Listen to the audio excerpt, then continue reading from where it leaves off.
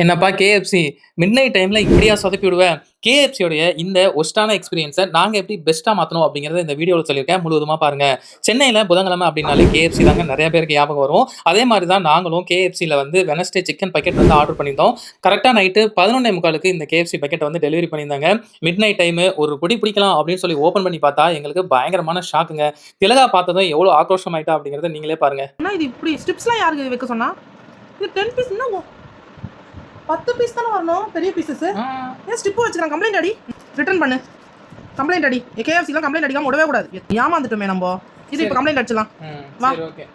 அதுக்கப்புறம் நாங்க என்ன பண்ணோம், அப்படியே கஸ்டமர் கேர்ல போயிட்டு, இதோட ஃபோட்டோஸ் எல்லாத்தையும் எடுத்து அனுப்பிச்சு, எங்களுக்கு வந்து மாறி வந்திருக்கு அப்படிங்கிறத சொன்னதுக்கு அப்புறமா, அவங்க வந்து ₹400 வந்து ரீஃபண்ட் வந்து குடுத்துட்டாங்க. அதாவது கூப்பன் கோடா குடுத்துட்டாங்க. அடுத்த ஆர்டருக்கு வந்து அத யூஸ் பண்ணிக்கலாம் அப்படிங்கிற மாரி சொல்லிட்டாங்க.